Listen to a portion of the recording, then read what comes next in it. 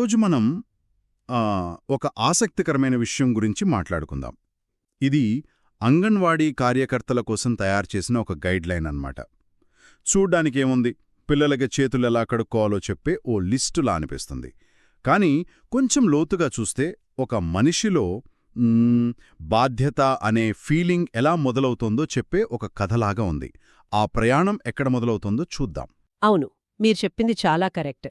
ఇది కేవలం శుభ్రత గురించే కాదు, పిల్లల ఆలోచనా విధానం, వాళ్ల ప్రపంచం ఎలా పెరుగుతుందో చూపిస్తుంది. ఈ ప్రయాణానికి మనకు కొన్ని వస్తువులు కావాలి. టూత్ బ్రష్, పేస్ట్, సబ్బు, దువ్వెన, నెయిల్ కటర్ లాంటివి. సరే, అయితే ఆ ప్రయాణంలో మొదటి అడుగు 3 నుండి 4 సంవత్సరాల పిల్లలు. ఆ వయసులో వాళ్ల ప్రపంచం చాలా చిన్నది గదా. మరి వాళ్లకు ఈ అలవాట్లను ఎలా పరిచయం చేయాలి? సరిగ్గా అడిగారు. 3-4 ఏళ్ల వయసులో పిల్లల మెదడు ఒక స్పాంజ్ లాంటిది, అన్నీ పీల్చుకుంటుంది. కాని వాళ్లకింకా కారణం ఫలితం అనేదంతగా అర్థం కాదు. ఓహ్, అంటే ఇలా చేస్తే అలా అవుతుంది అని వాళ్లకు తెలియదు. అంతే. అందుకే క్రిములు చనిపోతాయి అని చెప్పడం కన్నా, ఇదిగో టూత్ బ్రష్, దీన్ని పళ్లమీద ఇలా వాడతాం అని చెప్పాలి. అంటే ఆ వస్తువుతో ఒక బంధాన్ని ఏర్పరచడమే మొదటి మెట్టు. ఆహా. ఆ వస్తువు వారికి ఒక పనిలా కాకుండా ఒక ఆటబొమ్మలా అనిపించాలి. అంటే వస్తువును గుర్తించడం, దానితో ఒక స్నేహం చేయడం, ఇదే ఫస్ట్ స్టెప్ అన్నమాట.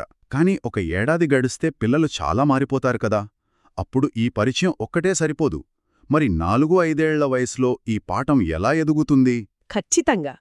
ఇప్పుడు మనం ఏమిటి అనే ప్రశ్న నుండి ఎలా మరియు ఎందుకు అనే ప్రశ్నలకు వెళ్తాం. ఎలా, ఎందుకు? అవును.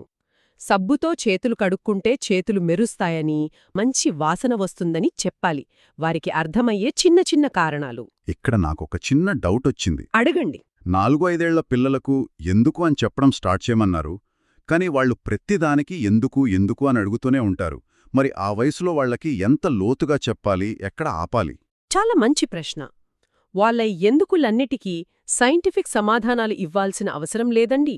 ఒకసారి ఒక అంగన్వాడీలో జరిగిన సంఘటన చెప్తాను. అక్కడ చేతుల కడుక్కోవడాన్ని ఒక గేమ్లాగా మార్చారు. ఓ, అలాగా? అవును. ఎవరికి ఎక్కువ నురుగొస్తే వాళ్ళని చూసి ఎక్కువ క్రిములు భయపడే పారిపోతాయి అని చెప్పారు. భలే ఇది. అంతే. అప్పటినుండి ప్రతి ఒక్కరూ పోటీపడి మరీ చేతులు కడుక్కుంటున్నారు. కొన్నిసార్లు మనం చెప్పే పద్ధతి, చెప్పే కారణం కన్నా ముఖ్యమన్నమాట. ఆహా, ఇక్కడే నాకు చాలా ఇంట్రెస్టింగ్గా అనిపిస్తోంది. అంటే మనం పిల్లల దృష్టిని తమ శరీరం నుండి బయటకు, వాళ్లు బతికే ప్రపంచం వైపు మళ్లిస్తున్నాం. 5-6 ఏళ్లకొచ్చేసరికి ఇది చాలా పెద్ద మార్పు కదా. అవును, ఇది చాలా చాలా కీలకమైన దశ. ఇక్కడే మనం వ్యక్తిగత పరిశుభ్రతను పరిసరాల పరిశుభ్రతతో కలుపుతాం. అంటే నేను శుభ్రంగా ఉండటం నుండి మన చుట్టూ ఉన్న పరిసరాలు కూడా శుభ్రంగా ఉండాలి అనే కాన్సెప్ట్ పరిచయం చేస్తాం.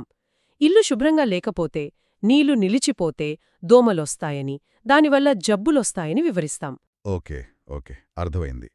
నా ఆరోగ్యం అనే ఆలోచన నుండి మనందరి ఆరోగ్యం అనే భావన అన్నమాట. థియరీగా ఇది బాగానే ఉంది, కానీ ప్రాక్టికల్గా ఇది ఎంతవరకు వర్కౌట్ అవుతుంది? అంటే నా గది శుభ్రంగా లేకపోతే దోమలొస్తాయని చెప్పడం కన్నా బయట ఫ్రెండ్స్తో ఆడుకోవడానికి ఎక్కువ ఇంపార్టెన్స్ ఇస్తారు కదా, వాళ్లను ఎలా ఒప్పించాలి? నిజమే. అందుకే దీన్ని ఒక బాధ్యతగా కాకుండా ఒక టీం వర్క్లా మార్చాలి. టీం వర్క్ లాగానా? అవును. మనందరం కలిసి మన ఇంటిని దోమలు లేని ఒక సూపర్ హీరో కోటలా చేద్దాం అని చెప్పొచ్చు. వాళ్లకు చిన్న చిన్న పనులు అప్పగించడం. ఉదాహరణకు, వాళ్ల బొమ్మలను సర్దమనడం, వాళ్ల ప్లేటు తీసి సింకులో పెట్టమనడం. ఇలా చేయడం వల్ల వాళ్లు కూడా ఈ మన ఆరోగ్యం అనే మిషన్లో భాగస్వాములవుతారు. అద్భుతం. అంటే ఒక చిన్న టూత్ బ్రష్తో మొదలైన ప్రయాణం తమ చుట్టూ ఉన్న ప్రపంచం పట్ల బాధ్యతగా మారింది.